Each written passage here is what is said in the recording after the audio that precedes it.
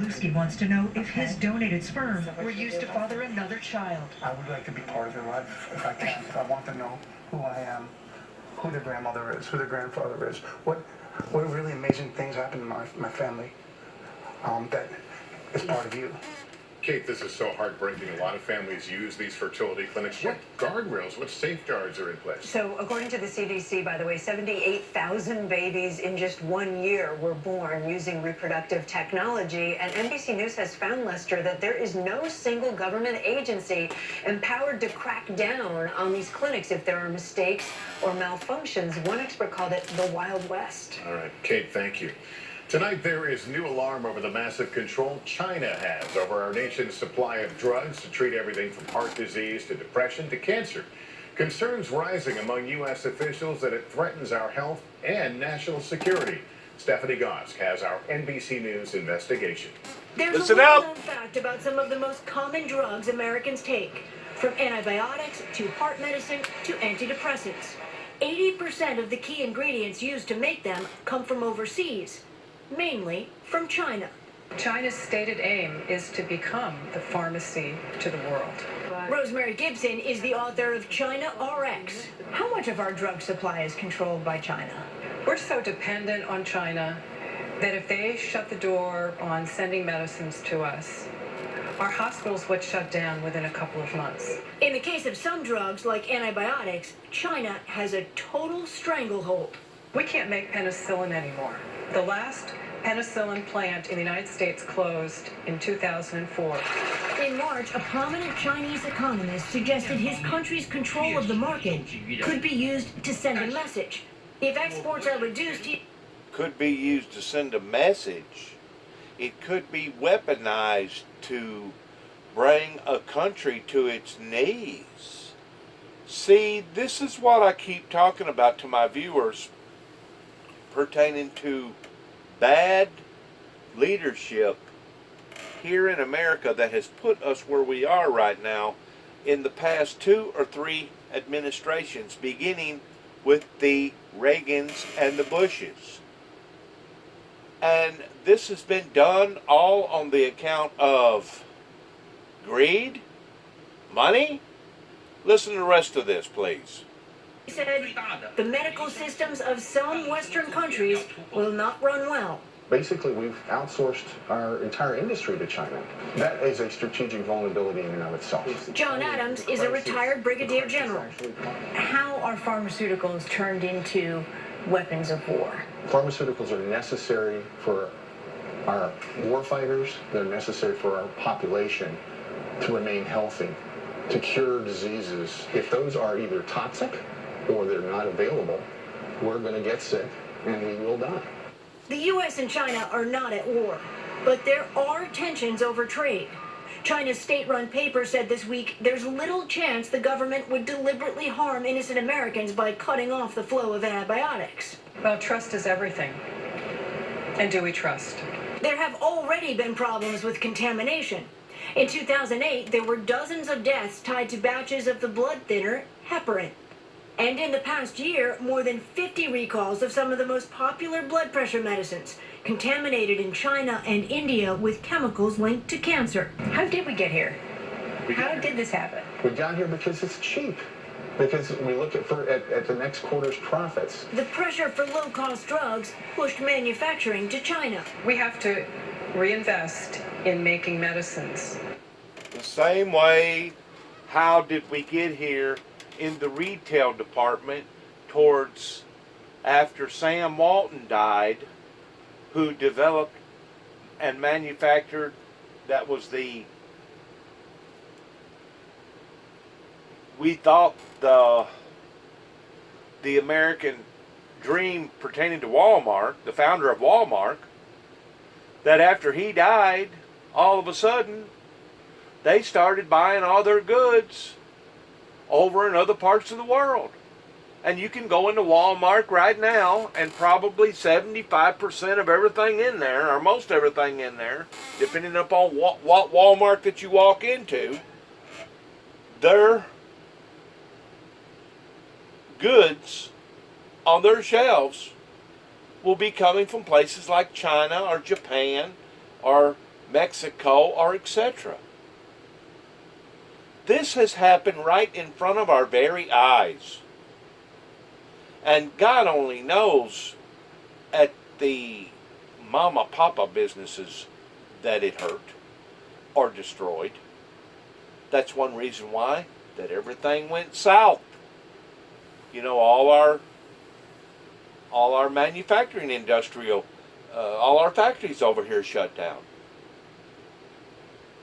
Somebody has purposely sabotaged us. Sabotaged us with all these do's and don'ts. And there needs to be some sort of thorough investigation on the people that have brought us to where we are right now, and hold these people accountable. Here in the United States. An expensive proposition that could drive drug prices up. For commodities like oil and food, we would never put all of our production, all of our eggs in one basket in China. We shouldn't be doing that with our medicines.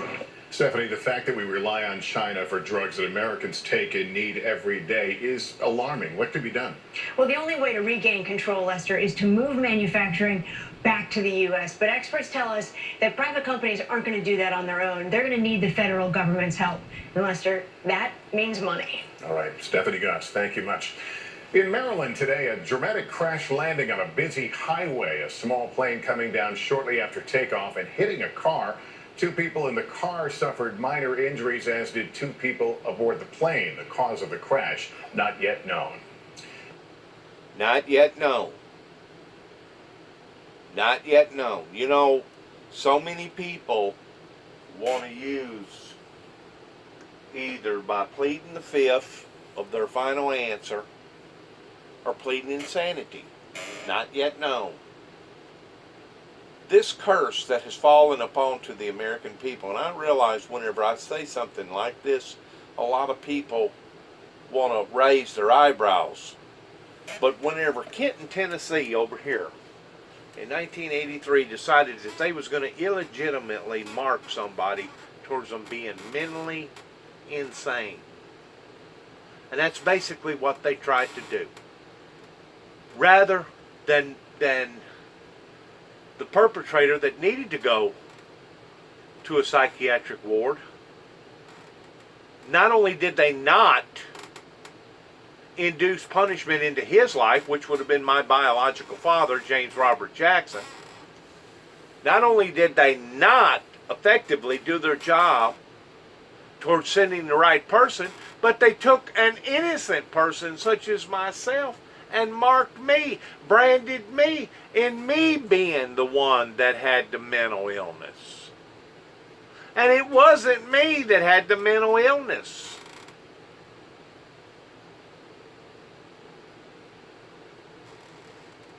I keep saying that this curse has befallen upon to the American land simply because of what various government officials, regardless whether they be federal, state, or local, what we're involved in right now with all these troubles is pertaining to what that they have done.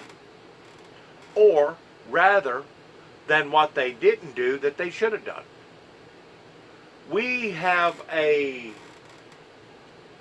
massive barrage of problems that we're trying to face in regard to illegal immigrants, to narcotic opioids that people are ODing on, overdosing on, to becoming inflicted with so many other occurrences that it's not even funny towards what has happened here in the past 30 years to America. And people wonder, well, why are you putting out all this material? How come you're putting out all this data? I'm going to tell you why. Because if I don't make it through this storm, I'm going to be like some of the other cultures that has come and gone. And they left their marks either in caves or by building rocks and stones, by saying, we was here. This is what we tried to do. This is what we tried to accomplish, and wouldn't no one hear us out. The same way with me leaving this data. Hopefully one day, if something ever does happen to me, that somebody will be able to pick this up and say, you know what, this guy here was trying to help society and not hurt society. And I realize out of all the confusion that Satan has caused, regardless whether it was the confusion that began in 1989, whenever my son and I first went to New York and Washington, D.C., whenever Homeland Security decided that they was going to try to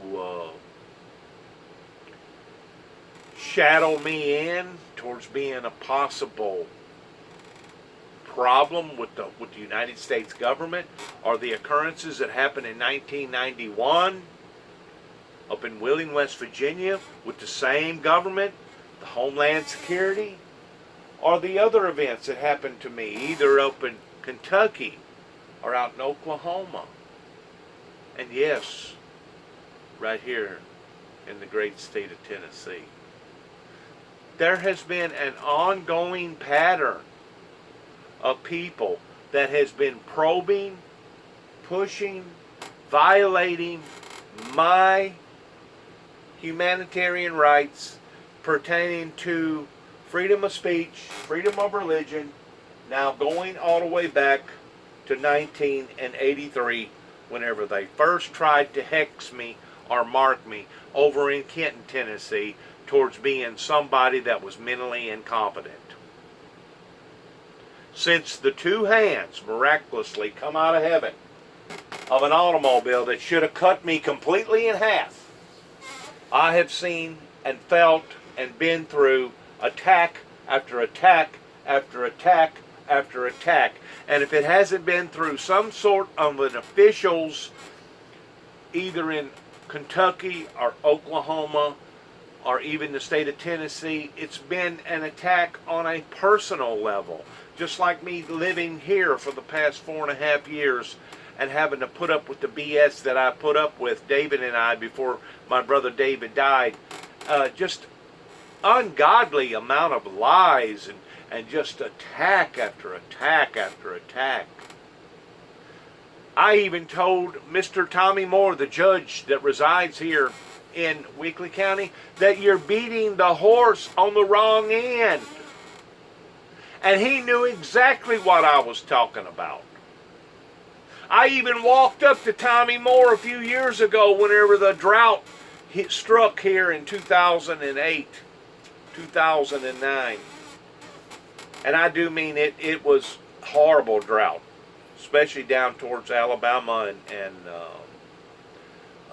Atlanta. Atlanta thought that their water supply was going to dry completely up. But I even walked up to Tommy Moore holding a beanstalk that was dried up, that wasn't going to mature, because the farmers that year was going to wind up taking a hit in their yield.